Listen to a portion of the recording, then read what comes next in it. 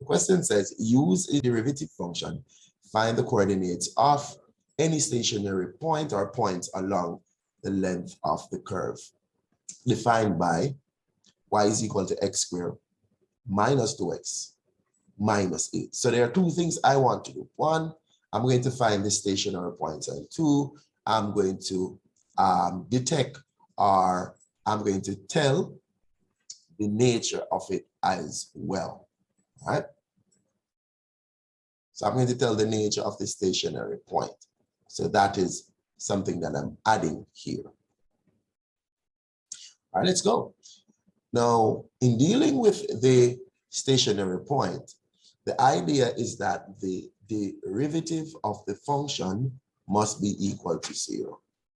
First derivative must be equal to 0. So let us take the first derivative of this function, x squared minus 2x minus 8. So let's take the derivative of that. dy dx is equal to 2x minus 2. Remember that at the stationary point, my derivative function is equal to 0. So what we're going to do is solve for x. So in solving for x here, 2x is equal to, let's add 2 to both sides, 2. Then I'm going to divide by x, divide by 2, and then I'll get 1. All right? So at this point, x is equal to 1. Now, x is equal to 1. So I would need to find the y value at that point. So from the original function that says y is equal to x squared minus 2x minus 8, I am going to have to substitute 1.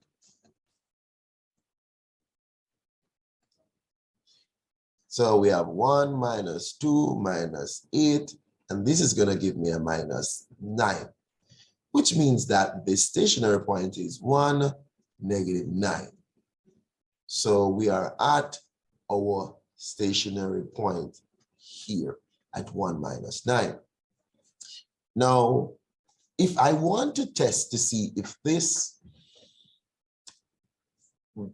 stationary point is a local maximum or a minimum, what I'm going to do is I'm going to take the second derivative.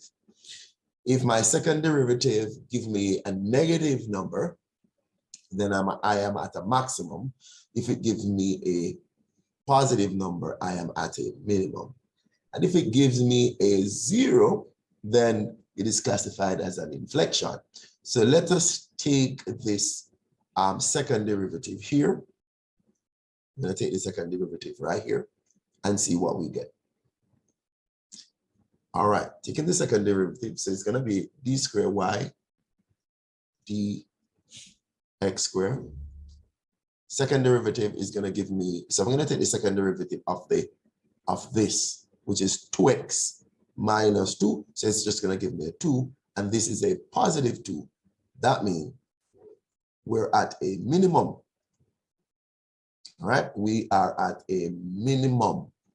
So this point here is a minimum.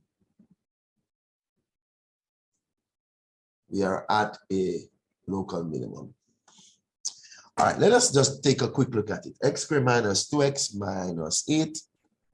If I should plug this in my system, y is equal to x squared minus 2x minus 8. We could look. Yep. So we could check this out. So I'm gonna mark my point. Look at it. So I'm gonna mark my point here at A. And you could look over here on the left here. We're seeing that at the point A, we really get 1, negative 9, and it is a minimum, because minimum, you could see coming down here, turning back and going back up. So we're at a local minimum down there. All right, let's look at this one. Again, the idea remains the same. So let's take the second derivative here. dy dx is equal to, I'll get negative 2x minus 6. All right, so I'm getting negative 2x minus 6. Now, negative 2x minus 6 must be equated to 0, and we're going to solve. So we have negative 2x with a positive 6. I'll be adding 6 to both sides basically here. Dividing by negative 2, dividing by negative 2. So I'm getting where x is equal to negative 3. Now, the x value is negative 3. All right, the x value is negative 3. So I'm going to be plugging in this negative 3 in the original function, right? So let's plug this in the original function. So y is equal to negative x squared minus 6x minus 8. So I want to plug in negative 3 in this original function here.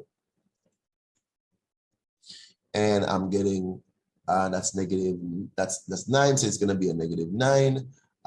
This is going to give me a positive 18, and there's a minus 8. All right, so we're looking at, what are we looking at here? All right, so we're looking at 1, right? So we're looking at positive 1. So then it simply means that my stationary point, yeah, the stationary point that I get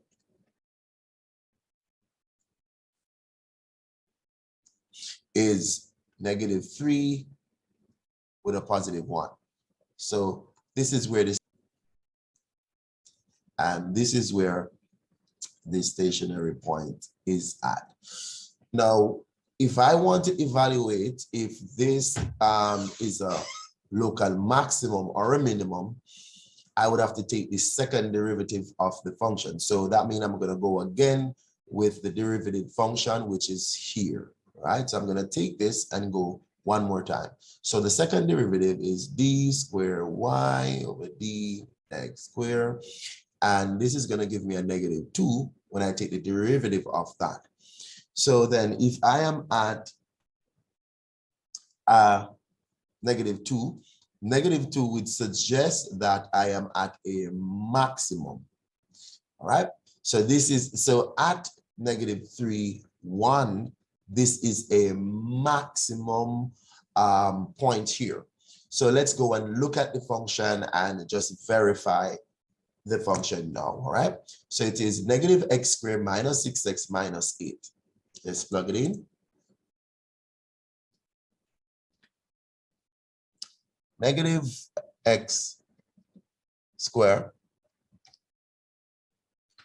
minus 6x minus 8.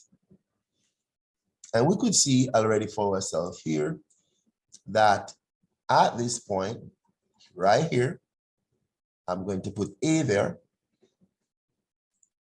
We could see on the left here where it was really the negative 3, 1 on the left here. We're seeing that. And we could also see, looking at it, that it is a maximum. It was going up, up, up, up, up until it reaches this point A, then it starts to go down. So that would have been where it is at max, which is negative 3 and a positive 1. All right. For this one, we're looking at this function here. So it's y is equal to 2x to the third minus 12, x squared minus 30x minus 10. So the principle remains the same. We're going to be taking our derivative here. So dy dx is going to equal to 6x squared minus 24x minus 30. So this is my derivative function. I'm going to let this derivative be equal to 0. Then I'm going to solve. But when I look at this, I'm definitely seeing where I could factor out 6 from all of those numbers to make this smaller. So it's not like you have to do it, but I want to do it so that I work with smaller numbers. For example, this becomes x squared minus 4x minus 5, which is equal to 0. So when I do take out the 6, so I divide through by 6, I'm getting this function now. So it's the same thing, only that I have smaller numbers to work with. I can definitely just quickly do a quick factorization. All right, so I'd have a +1 and a -5. All right, it's a +1 and a -5. Let me fix that. +1 and a -5. All right, so there it is. So at this stage, we're saying either we'll have x, which is x plus 1, which is equal to 0, which means that x is equal to a -1, or we have a x minus 5, which is equal to 0, which means that x is equal to a +5. So I am suggesting now here that what we do have is at my stationary point, I'll have x as -1 and y as +5. I'm going to take these two x values, and then I'm going to find each of them their y value at that point. So finding the point, no. So I'm saying at x equal to -1, I'm going to substitute here in the original function. So it's like I'm finding f of -1, basically. So I'm evaluating the function at -1. So let's go. So it's going to be 2, and then we have -1 to the third minus 12, -1 squared minus 30 times -1, and then we have a 10. We put this on our calculator, we could go, but I'm just going to employ one more step. This is -2, -12. So this is -2, -12, +30 minus 10. All right. So then all of that go together. Let us see what we have there. Let us see what we have. So we have a -2 minus 12 plus 30 minus 10. All right, so I'm getting 6. All right, so I'm getting +6. So this is suggesting that at -1, the point, and this is the stationary point right now. The stationary point is definitely -1 and a 6. So we want to make a note of that. So we're going to check it. Also, we want to check at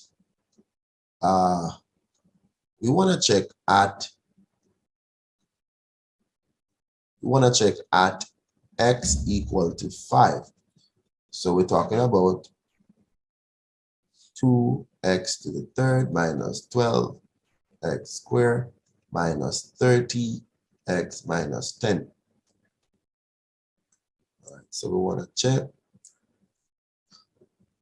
that. So we're evaluating f of 5. So we'd have 5 to the third minus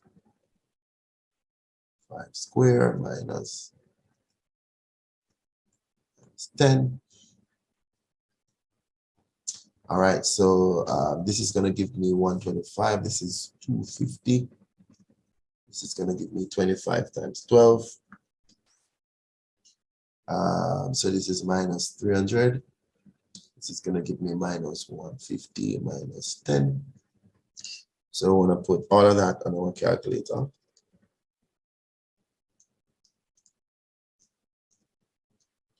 And we're getting -210, which means that the second stationary point, all right, is 5 -210.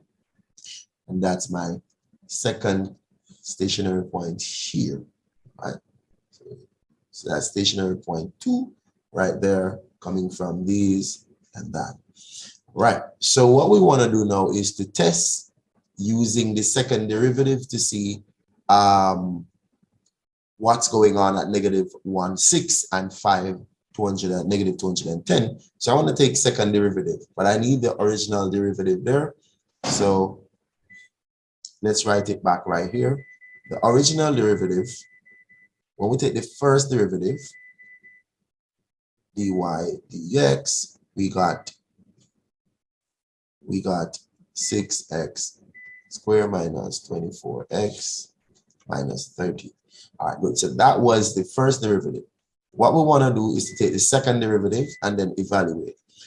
So we have d squared y over d dx squared. And that is going to give us 12x minus 24. So using that, the second derivative is as follows, right? 12x minus 24. And then now we're going to evaluate these points. We're going to evaluate, let's look at the points. We're going to evaluate negative 1, 6, and 5, negative 210. However, we want to make a note that it's only the x values that we're going to be substituting to test that nature of the point. So let's go. So now, so we want to say at x equal to negative 1, I have 12x minus 24. I'm going to substitute negative 1. Where x is, I get negative 12 minus 24, negative 36. And you could see here, I am at a negative. And remember the point we're making, that if I am at a negative number, that means I'm at a maximum, which I could conclude and say negative 1, 6 is a maximum. So I'm at a maximum, or what we call a local maximum point. Now let's evaluate when we're at x equal to 5. At x equal to 5, remember we have the double derivative. It's 12x minus 24. 12 times 5 minus 24. So we're talking about 60 minus 24. I'm getting positive 36. And if I am positive, it simply means then at 5, negative 210, if this is positive, I am at a minimum, right? So we're gonna just quickly plug in and then just verify. All right, so we're just gonna verify what we got here. So let us go. First point here. So I'm gonna use my A. I'm looking at it right here. And we did get, let's switch back to our working. We said that we got a negative 1, 6 right here. And negative 1, 6 was a maximum right here. We're looking at that right here. Negative 1, 6 here was right here. It was a maximum we stated, right? Very good. So we're at a maximum for that. Let's switch back. It's at a maximum here. You could see it across there. And then the next one now, there it is, right here. We are at a minimum, so we could top it right there. Let me just mark it again with a right there. You could see right here on the left side where C is, we're seeing 5, negative 210, and it is a minimum point that we're looking at. So it is a minimum we're looking at right here. So definitely we were correct to see that it's at a minimum. All right, so there it is. Thank you for watching Daily Maths Concepts. Please like, subscribe, share. See you next time for the next video.